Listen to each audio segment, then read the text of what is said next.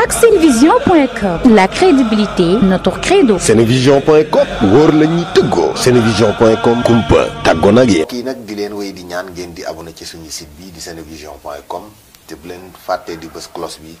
mooy tax mu leen di man di signaler bépp vidéo boo xam ne dugal nañ ko ci site bi ngir ngeen man di topp suñu programme. salaamaaleykum mbokk yi ñu ngi leen di nuyu bu baax di leen ziar di leen sant bu baax ci bàyyi xel bi ngeen di bàyyi xel suñu site d'internet bi di Senevision.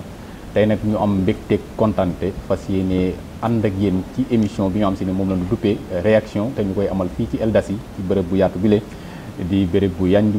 méngoo ak jamono ku bëgg a def conférence mën nga fi ñëw ku bëgg reer ndekki añ mën nga fi ñëw di nga fi fekk itam personnel bu mucc ayib fekk fi itam ay ndaw yu sawar yu bëgg liggéey bëgg taxaw Sénégal ak Afrique ak monde bi sax tey nag ñu ànd ak ay suñuy naataangoo fas yéene waxtaan ak ñoom ci point li jëm ci wàllum ndox moom lañ fas yéene waxtaan ak ñoom am nañ fii nag ki nga xam si ne mooy Serigne May Seck moom mooy vice président ànd soppi ndoxu Mbacké am nañ fi itam ki nga xam si ne mooy Nar Gueye moom moo yor wàllu chargé communication bu mouvement bi lee wala association boobu lee ak ki nga xam si ne mooy Mouhamed Diaw moom nag moom la ñu dénk lépp li nga xam si ne mooy wàllum koppar ga te ñu mën ko duppee li nga xam si ne mooy trésorier tey nag dañ fi fas yéene waxtaane lu am solo ku wax ndox wax source de vie wax li nga xam si ne moo yor dund doomu aadama ndax ndox moom ci la lépp aju ci ngay naan ci ngay sangu ci ngay fóot sa yére ci ngay def lépp tey nag lan moo tax tey ñu war fas yéene waxtaan mbir mi le xam naa ni def rek mooy bala ñoo xuusanti ci waxtaan bi jox kenn ku ne ci ñoom mu daal di nuyoo ak auditeur yi ak téléspectateurs yi nga xam si ne ñu ngi bàyyi xel saa su ne ci seen site bi di Senevision kon ni def mooy sëñ May Seck nga nuyoo ak askan bi. salaamaaleykum auzu billaahi mina sheytaani rajiim bismillaahi rahmaani rahiim donc ñu ngi leen di jaajëfal di leen di nuyu ñëpp ñi nga xam ne dañuy suivre Senevision ci wàllum internet bi donc ñu ngi leen di jaajëfal donc di ñaanal Serigne Mountakha mu yàgg fi loolu ànd ak wér Serigne Cheikh Jëmb Fall di ko ñaanal bépp kilifa diine bu nekk Sénégal ak kilifa aada di ko ñaanal waa jàngu bi donc jërëjëf ñu jox kàddu gi ma Diaw moom mu yor wàllu trésorier. asalaamaaleykum rahmatulahi taala wa barakaatu ñu ngi nuyu waa restaurant bi Eldassi di nuyu site internet bi. waaw Senevision di leen ñaanal jàmm di wax ne ñoo ngi fi teewal ni waa Mbacké pour expliquer askan bi si wàllu ndox mi ak li si nekk lépp loo xam ne def nañ ko si parcours pour que suñu dëkk bii di Mbacké ñu jóge si problème yi ñu nekkee depuis 40 ans ñu jox ndox mu bon bi daal te incha allah fas yéene lu si xam nag ñu wax ko si. jërëjëf jox kàddu gi chargé communication bi. sëñ Naar Gueye. waaw asalaamaaleykum waa Sénégal waa àdduna. ñu ngi nuyu ñëpp ci turam ak santam. jiital ci nuyoo bi Serigne Mountakha Bassirou. mi nga xam ni mooy xalifa général des Mourides. di ci teg Serigne Cheikh Jëmb Fall xalifa général des Baye Fall. di ci teg sëñ Abdou Yàllaay Buur mi nga xamante ni mooy kilifa Mbacké di nuyu képp koo xamante ne nii rek am nga robinet nekk Mbacké di ci jiital le président Alaaji Mabé Ndiaye man nag maa ngi tudd Nar Gueye chargé de la communication bu ànd soppi ndoxu Mbacké jërë ngeen jëf ci présentation bu am solo boobu kon mbokk yi ñu fas yéene waxtaane lu am solo ci seen émission bu mag bile di réaction bi nag moo nekk numéro 1 ci émission bi ñu war ci jàkkaaroo ak ci ndaanaan xam naa ne question bi nii fi ñuy njëkk rek mooy wax ci ñu jox kàddu gi vice président mu leeral nu tey lan moo tax tey ñoom jóg taxaw créer li nga xam si ne mooy ànd soppi ndoxu Mbacké mi. waaw jërëjëf loolu xam naa ne question bu moom moo waral waxtaan bi yëpp lan moo tax ñu jóg pour taxawal ab association bi tudd ànd soppi ndoxu Mbacké. njiit bi di Alaaji Mabé Ndiaye. donc vice président bi di Serigne May Seck. donc secrétaire général bi di Cheikh Mbacké Dieng. kon moo nekk loo xamante ni dañ ko taxawal juste pour xeex li nga xamante ni injustice lañ ko jàppe ñun ça veut dire ko tooñ muy ndox mi nga xamante ni depuis 96 ñu ñu koy jox commencé woon ko ci SDE ba agsi ci Sen'Eau SDE mi ngi dem 2019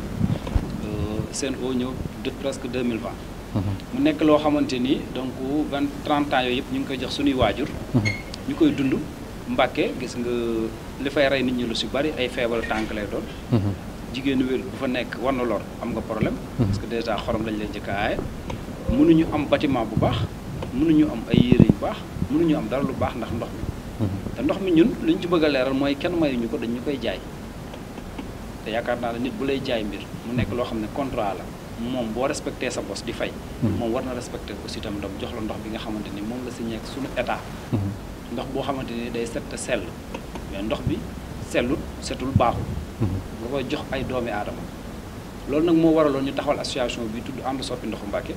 donc bay ci sunu waar ba fuñ ci yem de passage ñu ciy remercier sunu avocat maître Gawane Fall nga xam ne doomu Mbàkke la si jël xeex bi yëpp tout ce qui est en justice moom moo ko gérer boppam mu nekk loo xamante ni ñoo ciy xàccandoo ñun waa Mbàkke gépp di ci dóorandoo ci 2019 bi nag août 2019 dañu defoon benn démonstration de force boo xam ne dañu ko defoon parce que ñun li ñuy def nii plaidoyer la donc mu nekk benn marche bu amoon doole boo xamante ni dañ ko tegoon lépp ci yoon parce que ñun ba ñu commencé xeex ba léegi dara indiscipline defuñu ko dara loo xam ne ni day wàcc ak yoon dasi defuñu ko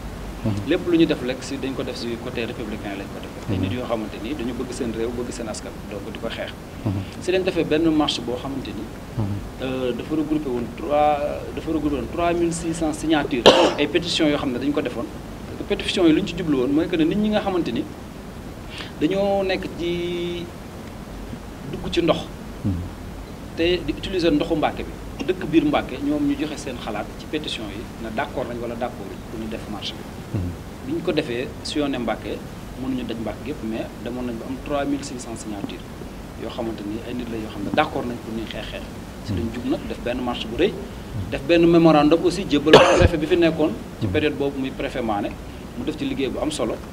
donc bi loolu amee si la ñu yàlla suturaal boo ñuy commencé di am ay avancées yu am solo nag ci xeex bi donc yàlla mi ngi ñuy suturaal ba am na ay avancement yu am solo ci côté yoon ndax bu ñu duggee ci biir waxtaan bi dinañ ko gën a leeral ba mu gën a leer yaakaar naa je pense bien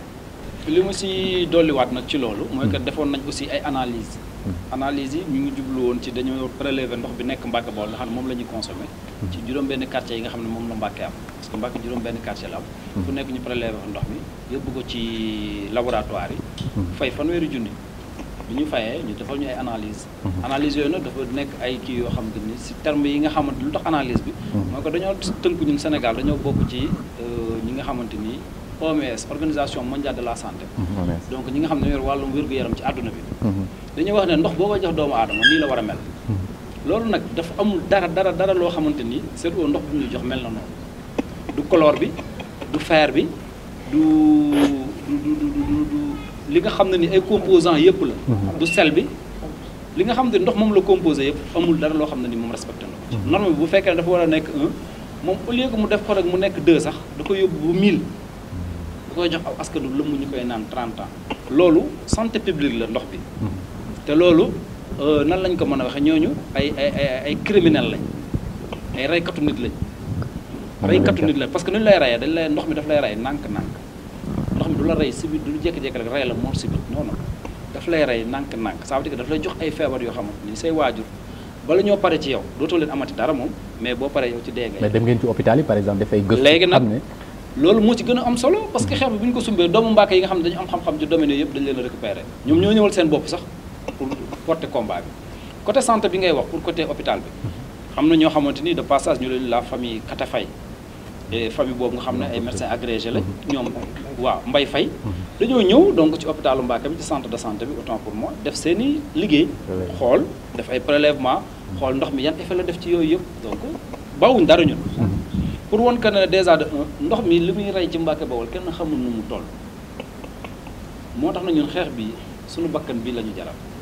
pour ñu réussir ko suñ ko réussir génération future yi ñëw réussir ko. très bien daan fi ñëwaat parce que wax nga wàllu plaidoyer yi maanaam par exemple xeex boo xam si ne par exemple abuti yëgul yéen ngi ci xeex bi dana si desuwaat waaye yow ku ne par exemple wàllu li nga xam si ne mooy wàllu asos dajale ay nit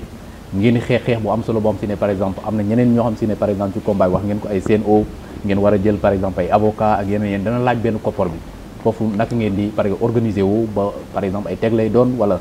ñoo xam ay bonne volonté la xam ne xeex bi ngeen di xeex bu am solo la ñu ñëw participer gratuitement. ma continuer si ligne bi vice président arrêté rek. parce que si xeex bi nii bi ñu ko tàmbali. ñun amuñu woon moyen financier amuñu ko te jëmuñu ko recherche sax. parce que dañ xam ne. affaire citoyenneté la affaire patriotisme la. waaw xam nga looy xeex mu wane askan bi nga koy. waaw nga xam ne askan bi nga koy xeexal ñoom. buñ ko yëgee danañ si sawar kooku doo jiital xaalis ñu xafe ba informé ñu xam ne lii ñuy def seen intérêt bopp la ñu ne nag léegi ñun xaalis moom lañ ko teg deuxième position nañ xafee sensibiliser si lañ commencé di dem di informer kilifa diine yi parce que fii dafa sensible waaw dem nañ si kilifa diine yu nekk Mbàkke rek buñ la cité lee sëñ Abdou Yàlla Buur moom la njëkk a dem ba dernière kii visite bi ñu def mooy sëñ Muntaxa kon dem na ba xalifa général des mourides loolu bi ñu koy def nag ñun ku dégg da nga yaakaar ne ay moyens financiers lañ ko defee mais du woon loolu dañ nekk si panel lañ nekk benn panel ñu koy wax ànd soppi ndoxu Mbàkke panel boobu ñoo ngi créé le 9 juin 2019 bi ñu ko créé loolu def nañ presque un mois ba dem former suñu association doog a commencé def ay collecte dañuy xëy dugal benn collecte ne soxla nañ temps 100 000 ku ne loo am joxe ñi ñu joxe ay 1000 ay 2000 ay 3000 bu matee ñu dem exécuter lañu soxla arrêté foofu waaw parce que même compte banque sax bëgguñu ko ubbi parce que dañuy bañ mu nekk association boo xam day wut xaalis dajale te xam na ne xaalis lu mu dugalee mu yàqu mais amagu leen dara quoi waaw noonu lañ defee lii bi ñu demee ba def marché bi vice président doon expliqué tamit même noonu lañ ko doxalee marché bi yëpp ñoo si dépensé 480 000 waaw yëpp dañ koy chiffré te aussi panel bi mooy commissaire au compte bi tous les 206 membres yi nekk si biir da ngay ku dugal bu naa dugalee 1000 francs naa dugal ne 1000 francs teg comptabilisé noonu la ñuy dundee quoi ba am réussite yi ñu am dem na ba président rab bi yëg na xeex bi c'est-à-dire que xaalis nekkul na mooy defar association mais gëm-gëm la quoi te ñun gëm-gëm lañ jiital ba pare moo tax ñu am réussite bi ñu am nii waaw xam ne question problème xaalis ba léegi nii sax suñ compte bu la nee ay 300 000 moo si nekk ak liit bi ni mu nooblee ak popularité bi mu am dem ba télévision yëpp dañu soxla kon xam nga ne war na jox leçon ñu bari daal xam ne gëm-gëm la moo am important mais du question xaalis waaw mais nag vraiment ñu mosuñu am benn problème mu xaalis même depuis que ñu démarré un an le 9 juin ba léegi 2019 presque un an et quelques et 5 mois mosuñu am benn problème finance quoi waaw wax dëgg yàlla ñoo ngi koy doxal lu si moyen tolle te lépp dañ koy def li si des ay bénévolement lañ koy def bu dee dañuy def ay caravane wala ay publicité wala ay sitting wala ay annonce bon dañuy dugg wax dajale sinon ay particulier si ñun la ñooy génne xaalis ne am man maay def li noonu lañ koy doxalee daal vraiment mais nekkuñu ñu xaalis quoi loolu il faut que askan bi xam ko tey Sénégal yi war nañ xam loolu mais leer bi la ci am solo quoi wàllu xaalis par exemple fekkee da ngay laaj am na ñoom dañ naan ñii kat bon xaalis lañu kii mais la cay am solo mooy nga jiital d'abord intérêt askan bi leeral leen sensibiliser leen nan moo tax tey ngeen di xeex intérêt askan waaw léegi bi ñu ko defee noonu si nañ dem si sëriñ yëpp mën nañ cité sax ndax ay kilifa diine te contribuer nañ si xeex bi sëñ Abdou Yàlla Buur dem nañ fa dem sëñ Moustapha Ndiaté dem sëñ Abdoulaye Bousso Tidiane parce que jëmuñu si murid donc même les chrétiens dem nañ fa dem sëñ Ndiobène sëñ Makhtar Diop dem nañ sëriñ Jéli Mbacke bu Daaru Salaam dem nañ kër Serigne Gouma Amar sëñ May Amar waaw dem nañ kër sëñ Cheikh Jëmul Fall waaw foofu moom lañ fa am sax dafa rëy parce que dafa bind lettre de satisfaction jox ñu kontaan si ñun lettre baa ngi nii mën nañ la kon après waaw si ñu ko jox secrétaire jël ñaari doomam boolee ñu sëñ Assane secrétaire am mi ngi si mouvement bi sëñ Ousseynou Fall mi ngi si mouvement bi ak yeneen ñaari doom yi nekk si këram c'est-à-dire que affaire bi dafa nekk loo xam ne dafa noble résultat yi ñu am nag bon am na ñaanu baatin am na lépp quoi moo tax daal vraiment mosuñu am benn problème xaalis pour le moment amuñu problème xaalis te fuñ soxlaa 100 000 2 jours mu mat ñu réglé dem continuer très bien ñu jox chargé de communication moom par exemple am na liggéey bu am solo bu mu ci am 2019 ba léegi yéen ngi liggéey est-ce que mënu nga nu defal ab tënk maanaam seen plan de communication nan lay demee ba nit ñi gën a bàyyi xel li nga xam si ne mooy xeex bi ngeen di xeex waaw xam naa dañuy dellu nuyuwaat askan wi nga xam ne ñi ngi ñuy seetaan di am mbégte ak contentement bu baax ci ñëw leeral li nga xamante nii moom la ànd soppi ndoxu Mbàkke di dox comme ni ko suñu vice président Serigne May waxee ñuy nuyu Baye Mabé de passage ak secrétaire général Cheikh Mbacke Dieng di ko ñaanal suñu borom kàttanal ko ak képp koo xam ne rek li may wax am nga robinet sa kër nga xam ne kon bu boobaa ku am robinet rek nuyu nañ la tàllal la loxo suñu communication ci ànd soppi ndoxu Mbàkke ñi ngi ko tàmbale ci bi ñuy waajal marche bi méthode de communication bi ñu jëloon ginnaaw bi ñu wëree sillonné def quartier Mbàkke yëpp dem seeti kilifa yi nga xam ne ñi ngi ci pénc yi communiquer ak ñoom li nga xam ne moom la ñu war a dox parce que ab bunti ak kër boo fay dugg da ngay jaar ci bunt bi Mbàkke kenn mënu fee def dara te kilifa diine yi Mbàkke kenn mënu fee def dara te demoo ci sëñ Abdou Yàllaay Buur ndax mooy kilifa ak Mbàkke demoo Daaru Salaam demoo jàkkay Tijaan demoo ci jàngu bi demoo Mbóojeen demoo Njóobeen mënul ne parce que ñooñu ñoo fi ne ñoom la yàlla teg ci dëkk bi ginnaaw bi ñu demee communiquer ak ñoom li nga xamante ne nii moom lañ soxla. communication bi weesu wutoon lu dul ñun kat li ñu tax a jóg mooy ndox mi nuy naan dem nañ ba saytu xam ni baaxul. bi ñu xamee ni baaxul doyut ci loolu dem nañ def ay analyse yu ñuy firndeel ni ndox mi dépassé na norme OMS. am na nit avocat bu ñu ci jàppale. léegi ñun jóg nañ pour tàllal leen loxo pour que ngeen jàppale ñu ci. ñu xeex ndox mi. ñu jox ñu seen i kàddu. mais loolu day doon communication bu am solo boo xam si ne day am base. par exemple physiquement dañuy ñëw toog jàkkaarloo ak yow waxtaan ak yow. très bien ndax loolu par exemple Sénégal bari na ay gox mais yéen rek. waaw yéen a volontaire bu jóg. saytu ne lii baaxul bon kon donc. bon am benn loolu communication li ñu ci doon bañ mooy. kilifa toog fenn dégg ni aw askanam ak njabootam ñi ngi xeex dara te ñëwul ba ci ñoom tàggoo si. ndax loolu ñun loolu lañ ci doon jublu laaj ci ndigal. tàggoo ci sàkku ci ñaan.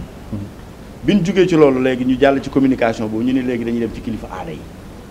bi ñu nee dañuy dem ci kilifa aada yi dem nañ ci préfet boo naan kilifa aada mënoo koo tëb dem nañ ci maire. boo naan kilifa aada mënoo koo tëb. képp koo xam ne xam nañ ni kilifa nga dëkk ci benn koñ. ñu lay tuddee kilifa dem nañ ci yow waxtaan ak yow ci ndox laaj la ci sa xalaat nga wax ni ñu jóge ci loolu ñu ne léegi ñi nga xam ne olof da leen di tuddee xalangu dajul suuf mooy mënoo dugg bunt kër gu ne nga wax. ñu takk li ñuy wooyee crieur public. jël ay sonorisation def musique def di nuyu Dambaay Xàlla musicien bu nga xam ne doomu Mbàkke la defoon benn son bu neex ci ànd soppi ndoxu Mbàkke son boobu lañ daan utiliser di nuyu Njaaña ak suñu chauffeur bi nga xam ne ndeysaan bi ñuy doog a tàmbale Habib metti woon na loolu dañ daan yor benn ñaari junni képp te teewul daan nañ ànd ak ñun takkal ñu sonorisation ànd ak ñun ñu wër Mbàkke di wax di yéene ànd soppi ndoxu Mbàkke nee na nangam naaman pour mën a combler ñi nga xamante ne nii mënuñu woon a def ak ñoom porte à porte bi ñu jógee ci loolu nag ci lañ daal di def mbirum pétition yi ñu jox la këyit jox ma jaw këyit jox ku nekk këyit nga dem ci saw askan daal ni leen kat ndox mi la ñuy xeex ginnaaw dañuy xeex ndox mi su fekkee ànd nga ci ñu jële ko fi bindal fii sa numéro def sa numéro signé nga daal ni waaw ndox mi moom ñëpp kenn bëgg ko ñu daal di def noonu ba am ci 3600 et quelques pétitions doo ko def nag suñu organiser suñu marche ak nos maigres moyens comme ni ko la ko trésorier waxe suñuy téeméer suñuy ñaar téeméer suñuy ñett téeméer ñii am na ba am ku joxe téeméer am na ku joxe 200000 nga xam ne kon borom téeméer ba ak borom 200000 bi ñoo yam ci panel bi ñëpp Mbàkke rek moo leen ñor ñu organiser suñu marche def marche bu musta am ci Sénégal ci àdduna marche bu rassemblé presque 6000 quelques personnes ñu dem ba ci suñu kilifa préfet jox ko suñu mémorandum ak suñuy pétition ñibbiwaat ci jàmm te taabal dammut nit faxajut kenn rëqut agressé wuñ kenn dara tojut ñu def ko ci jàmm ak salaam parce que loolu la ñu suñuy kilifa yeen njëkkoon a dem loolu la ñu digal nay ànd ak yar ak teggin ak jàmm ak salaam ñu jóge ci loolu da jëlaat beneen communication bi ñuy wooyee média fépp fuy rajo communautaire bu nekk ci biir commune bu Mbàkke dem nañ fa waxtaan fa def fa suñuy publicité def fa suñuy annonce ci domaine communication bi pour te dire que ni maanaam négligé wul benn point manifestation bu am Mbàkke it jéem nañ faa jege ji pour ñay teew ca manifestation ba ñu burux lu fexe ba wax leen ci mbirum ndox mi loo xamante ne nii mooy li ciy dëgg kon donc ci domaine communication bi loolu lañ ci njëkkee en attendant actuellement nag ñu dem ba toll ci foo xamante ne nii dañ cee am ay jéego yu mag ndax communication bi askan wi commencé nañ koo dégg du ma ne dégg nañ ko à 100% ndax xalangu dajul suuf comme ni ma la ko waxee mais li ci wër mooy bi ñuy indi ci xam naa dinañ ci ñëw ci kanam ci affaire lànk bañ a fay beeg yooyu mais bi ñuy ñëw ci domaine dugg ci détail boobu dañ daan takk crieur public daal di wax ànd soppi ndoxu Mbàkke nee na bu kenn fay sa facture. très bien loolu dama ciy ñëw ci vice président laaj ko ci lu mel noonu par exemple ñu bëri dañuy wax ne par exemple loolu rek waruñu woon nekk xeex bi par exemple point bu njëkk bi wala seen arme tey mooy bañ a fay ndox est-ce que loolu rek doy na pour mën a gagner combat bi. waaw lànk bañ a fay bi rek mooy seul arme bi ah. arme bi kese loolu la. nit ki da lay jaay ci loolu nga koy fay ci lay am bénéfice. léegi yow loolu ngay téye. ba mu jox la lu baax ñun bañu ñoo fay ndox de. mais dañ ne da ngeen ñuy jox lu baax bu ngeen ñu joxee lu baax rek ñu fay. réunion bi ñu mujjee def barki démb ak ñoom. wax nañ leen ko devant le préfet et devant tout le monde ah. ne nañ leen ñun bañu ñoo fay ndox mais léegi yéen jox leen ñu ndox bu baax. su leen joxee ndox bu baax rek ñu fay leen. te ñun dañoo dàq fay ci Sénégal ndox. à part Dakar. te Dakar sax ñun ñoo leen dàq fay ndox parce que Dakar kër goo fi dugg du fay du romb 10 000 francs ndox. parce que du ko consommer loolu xam nga lan mooy problème bi lu ñu naxee askan bi. dañ ne la 20 mètres cubes d'eau boo ko lakkee lañ lay fayeeku à 200 francs 20 mètres cubes ñu ne la léegi boo ci rombee 20 mètres cubes plus 1 rek 700 francs la fii ci Mbàkke Bawol te ñun suñu kër yi ay daara la ay kër la yoo xam ne nii da ngay 20 personnes nga fay fekk 15 personnes macha allah wala 10 personnes bu ñu xëyee suba ba ngoon dañuy lakk plus de 20 mètres cubes d'eau moo tax ngay gis yenn factures yi di nekk yenn factures yoo xam ne nii kenn mënu ko fay léegi ñun beneen bi ci gën a garaaw ñun ñaari facture la ñuy fay Mbàkke dañuy jënd ndox bu neex ci sareet yi di fay seen eau ndox loolu nit ñi amuñu ko dëkk boo xam ne dañuy taaba rek ñi am alal ñoom ñun waxuñu leen boolewuñu leen ci ñu ko am dëkk am kàttan gi mën koo fay ñun boolewuñu leen ci combat bi ñi ñu wax mooy ñi ñëw doole nga xam ne seen loxo jotul seen ginnaaw te mënuñu ko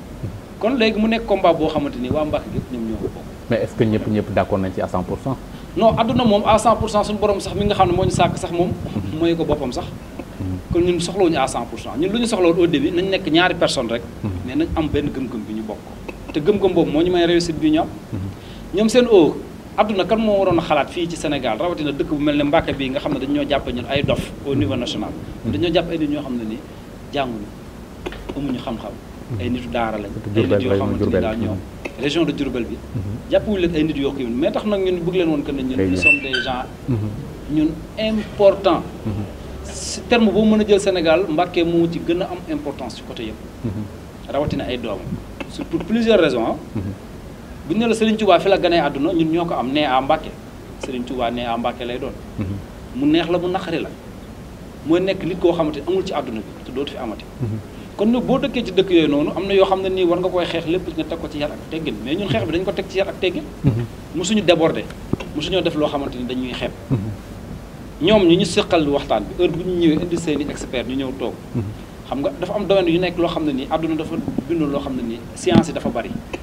ku nekk ci li nga jàng muy nekk sa domaine ci nga mën a wax mais ñun jànguñu wàllum ndox mais ñoom bu ñu ñëwee ñun li ñu leen di wax ci ndox mi ñoom xamuñu ko ñoom ci ndox mi ñoom ñu ko mais mu mel ne jafe-jafe am na ak ñi ngeen ko seqal seen eau par exemple non jafe-jafe bu rëy parce que moo tax ñu yóbbu leen ci yoon très bien bu ñu demoon ba ne àdduna bi Mbàkke moom foofu laa doon développé quoi fa tag ko dëkk bu toll ni ñu ne xalaat nañ di jël benn entreprise boo xam ne nii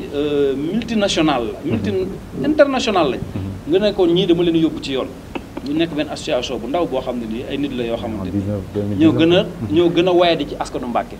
ñun ñu ko seq ñun ñoo ci gën a suufe ñu ne ñun ñoo porté combat boobu noonu te combat boobu lu ñu ci gën a may fit bu fekkee ne ñun ay murid dëgg lañ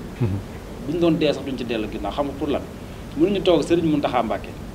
ñu wax ko mënuñu leen doon lu ko gën a nekk farata amul kooku boo delloo ginnaaw yow sax murid des na te Sëriñ Muntaxa bu ñu ko waxee rek lim nañ kilifa diine yi gars yi doon lim yëpp donc duñ ci teg keneen mais mu mel ne très bien mu mel ne tamit comme wax nga ko sànq mooy ñu ngeen ko seqal mu mel ne ay multinational wala multi kii lan yu am doole seen ginnaaw est-ce que jàpp ngeen ne tey combat bi dana yomb noonu combat bu yomb la jaay ak jënd la ñoom ce qu'ils font li arnaque la sàcc lañ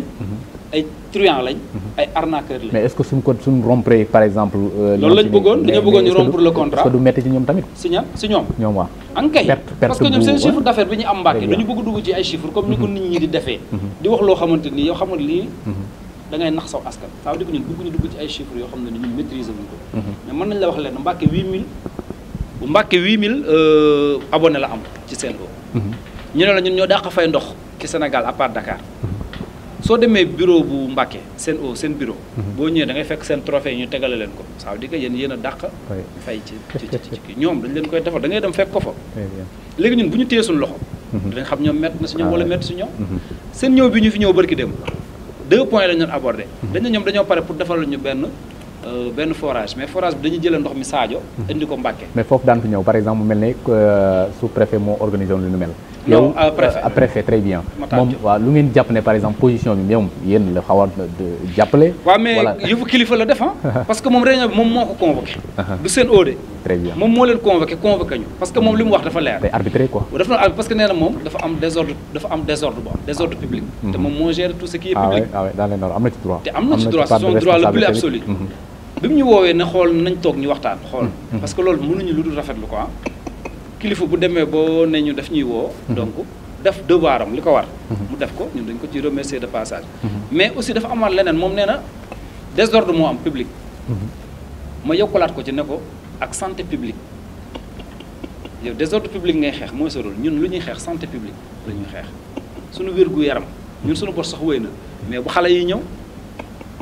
mënuñoo nekk ci dëkk bu toll ne Mbàkke Bawol ñu ñuy jox ndox moo xam ne poson la te ñoom ñoo toog devant le préfet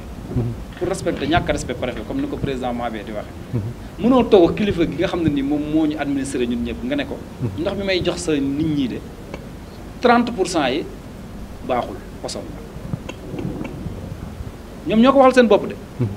léegi yaa ngi ñuy jox facture yoo xam ne ni 30% yi ngi ñuy jox yëpp poson la léegi ñan la ñu def facture boobu ñun léegi 30% yi ci facture bi ñu def ak ñoom dañ koy fay ñun voilà la grande question ba pare ñoom ñu ne ñu woon danañ leen montel benn machine à Mbacké loolu moo njëkkoon a nekk seen premier xalaat ndox mi pour lan la pour filtrer ndox mi avant mu yéeg ci maan mu filtrer ko pour mën ko distribuer biir Mbacké mu dem mu nekk ndox bu neex am na fépp am na Caajaay am na Fatick am na Foundiougne te dëkk yooyu lu ñu ci gën a kii ci xeex bi dëkk yooyu benn quartier bu Mbacké rek leen ëpp far te ñoom boo waxee xam la leen wax yéen da nga nekkoo leen Sénégal ñun ñëpp ñoo fi nekkandoo duggeen ay kii mais ñun duñu kenn ci Sénégal kenn du ñun ñun waa Mbacké il faut que ça soit clair si loolu bu dee population bokkuñu ak ñoom ñoo leen gën a yaatule population ñoo leen ko ëppale bu dee wàllu koom-koom buy dugg ci Sénégal waa Mbacké leen ko ëppale donc kon ñun doxuñu ci côté boobu noonu pour wax la que ne déjà de un lenn li dama yaakaar ne ak yabaate la mais nag nit ki am na loo xam ne kenn du la ko xeexal yaa koy ju xeexal ko sa bopp très bien foofu la ñuy joxee chargé de communication mu leeral ñi am si yéen ñi ngi leen di bàyyi xel wala ji topp seen ginnaaw am na comme réunion bi ngeen def lan ngeen fa jukkee wala lan ngeen fi jëlee loo xam mën nga ko leeral tey askan bi benn point. waaw wax nga lu am solo lu ñu fa jëlee ci loo xamante ni lu ñu mën a leeral askan wi mooy ñoom bi ñu fi ñëwee. liñ ñu wax mooy seen yitte yëpp mooy defar ndox mi. ba nga xam ni ñoom dinañ programme nañ am 4 forages. yoo xam ne dinañ ko bënn Sadio suñu paree indi benn forage boo xam ne 2000 mètres cubes la fii ci Mbacké ci kaw loolu bisub tey bis boobu noonu di alxames ñu daal ni tey lancé nañ appel d'offre bi tey léegi nag parce que man ci biir wax ja posé naa leen question bi ni leen ñun kañ la ñu am ndox mu neex parce que ñun loolu rek moo ñu intéressé mooy xeex bi quoi mënuñu moom foofu mu toog mënuñoo tontu ni ñu waxtu sàngam dinañ am ndox mu neex mais comme lancé nañ appel d'offre bi su amee ku gagné marché bi ba travaux yi démarré bu boobaa ñoom dinañ am réponse waxtu sàngam dinañ am ndox mu neex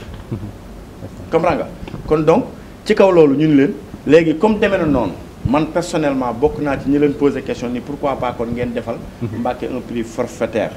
nga xam ni comme ni ma la ko waxee léegi loolu lañ ñu indil ñun da ngeen ñuy jaay dañuy jënd li ngeen ñuy jaay dem nañ ba saytu ba xam ni baaxul ñu bëgg ñu changer ñu ko te it jàpp naa ni doomu aadama bu ne am na sañ-sañu ni lii nga may jaay ginnaaw baaxul damaa bëgg nga changer ma ko mu continuer di ko jënd damay dégg nag des fois ñu naan ay boo utiliser ndoxum jàmbur da nga ko war a fay ak nangam ak nangam ñun état du Sénégal moo ñu administré dañuy dem ba ci digg àll ba sax di fa bënn forage ndax ak jur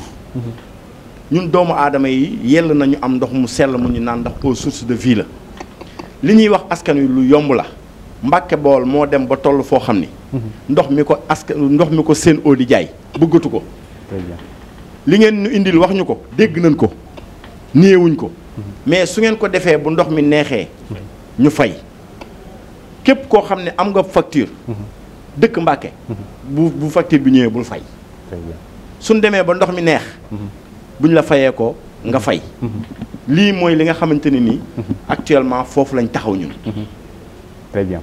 ñu dëkk ci kam mooy trésorier moom ci wàllum collecte weccet ba la nekk maanaam ku ne mouvement bi nag wax par exemple war a am dara waaye itam gën a am taxawaay tey loolu naka la fay dem ci yéen naka ngeen koy organiser pour gën a mën a gagner combat bi bon combat bi mën na ne gagné nañ ko à 95%. c'est-à-dire que côté finance moom. amatu si enjeu bu bari. parce que même communication yi ñuy def ak yooyu yëpp sax. fi mu nekk ñun au moins rajo yi ñoo war a ñëw si ñun ak télévision yi dañu soxla.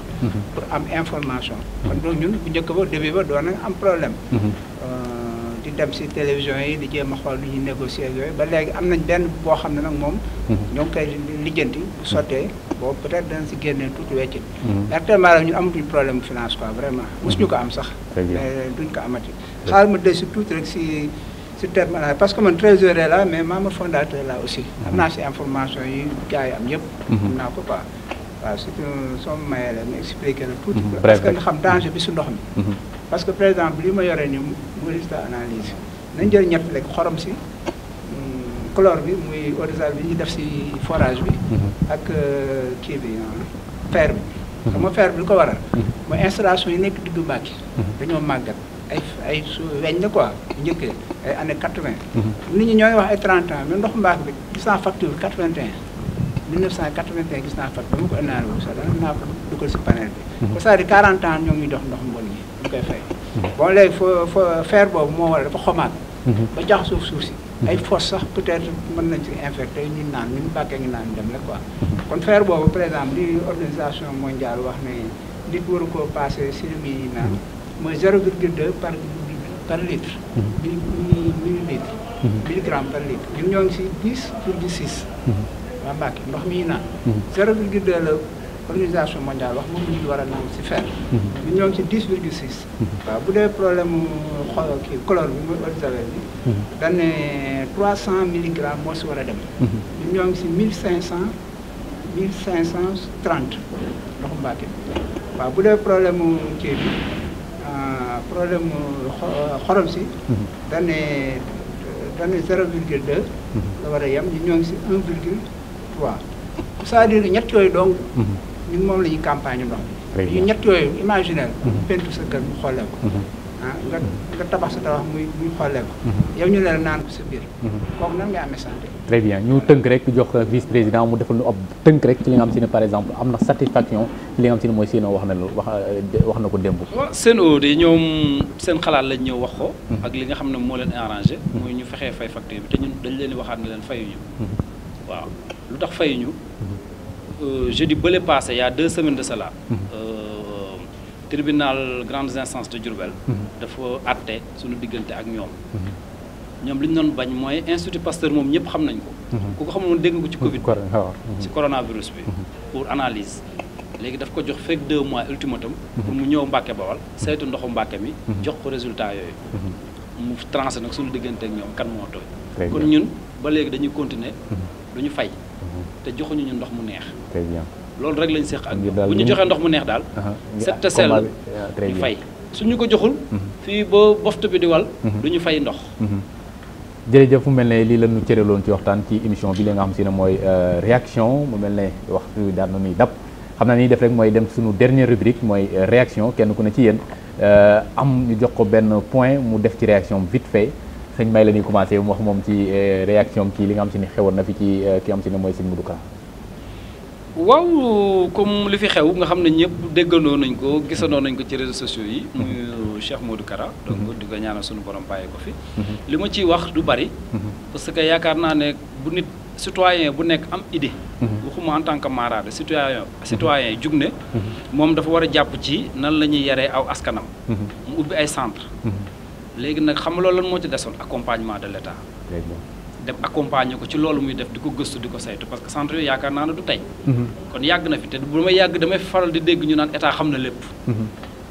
kon bu ñu bàyyi ba jëmmi jamono ñu indi ko aussi itam kon y a quelque chose qui cloche. lu ma kisi wax daal mooy que ne di ko encourager ci mbir mi. di wax que ne déjà de état bi bu ko xoolee jël ko dans le bon sens. dina nekk mbir moo xam ne nii dina jële xale yu bari. ci lu demee noonu. ci li nga xam ne délinquance la. banditisme la et tout cela donc pour nga xamante ni centre la boo xamante ni man d'après ni ma déggee ñu ko wax ko. sama analyse lu am solo la. donc waxuñu nag ne dañuy rey ay nit di ci ànd. loolu kenn ku ci ànd rek ça veut dire que doo doomu aadama. mais centre bi en tant que tel. lu am njariñ la. jërëjëf sëñ May dañuy daal di continuer ci Naar Gueye moom tamit mu joxe réaction am ci li nga xam si ne mooy affaire sëñ Modou Kara bi fi am semaine bi passée. waaw li fi am semaine bi passée te ñu ci tudd Serigne Modou Kara. xam naa nag ni ko comme ni ko vice président waxee rek. maanaam yar moom lu baax la tàggat ay gone it lu baax la. waaye man li ma ci wax rek mooy xanaa est-ce que lii lu bees la. parce que ginnaaw yàgg na jàpp naa ne heure bi bu fekkoon état accompagné ko. jàpp naa ne fi mu agsi du fi agsi. waaw loolu rek boobu réaction rek la. jërëjëf ñu jox suma xarit. waaw pour affaire sëñ Modou Kara bi. réaction li ma si wax man am naa si benn témoignage moom su man def. parce que amoon naa sama benn grand frère. ñoo bokkoon koñ daal. mais demoon na ba ay parents génne ko sax. ndax utiliser ay drogue ak affaire yooyu. waaw du ma tudd turam la quoi mais mbàkk gi la dëkkoon. waaw mais demoon na ba nga xam ne moom. ay parents sa gerdoon nañ ko peut te dire. waaw suñu Modou Kara récupéré ko. defar ko actuellement moo yor seen kër. tabax seen kër normal na kon c'est-à-dire que bu dee loolu lañ doon defee centre yooyu kon lu baax la comme ni le vice-président wax rek état moo waroon yóbbu foofu ay ñu spécialisé en droit di leen surveiller di leen xool ba xam ñii nii leen jara jaay te tey la plupart ay adultes yi nekk du ñuy mineur waaw adulte yoo xam ne tënn seen parents yi ñu jëm ñu seen accord léeg-léeg sax dañ koy jox dara pour mu mën leen a yor foofu kon c'est-à-dire que am na loo xam ne daal man yaakaar naa ne am na lu si làq quoi des informations am na si kon nag bi si wax yu trop yooyu day ëpp quoi nañ seetlu rek ba si kanam. jërëjëf ñu dem suñu deuxième réaction demuk Pape Bouba Diop nekk international sénégalais defoon lu am solo ci coupe du monde 2002 nekk tamit nga xam si ne moom la gën a ràññeeku wala moom sax moo nekk nga xam si ne mooy meilleur buteur ci phase coupe du monde sa réaction ci demam bi. waaw dem de moom dafa nekk loo xam ne ni day metti kon dañ ci masawu famem donc di ci masawu parce que moom boo ko xoolee ñëpp la famille noonu Sénégal gépp la ñu mën a wax parce que am na guddi yoo xam ne ni bégloo na Sénégal gépp waxuma Sénégal mais Afrique képp kuy africain rek déjà de 1 ba 2002 Pape Bouba Diop bégloo na la ci France Sénégal beneen bi am na loo xamante ni aussi daf ñu ko defal donc muy France Sénégal mooy que ne France dañu daan jàpp du ñu néewal doole rek te bi ñu dajante ñoom ñu ëppoon doole sur tous les plans mais moom aussi yàlla dafa def affaire bi jaare ci moom bañ duma France donc adduna bépp teg ci seen bët xam nga ñoom duma yi ñu daan duma sax teg ko suuf yu si bari adduna bi dañ leen ko daan nëbb xamuñu ko woon mais bii dañoo toog adduna bépp di ko seetaan ñu duma leen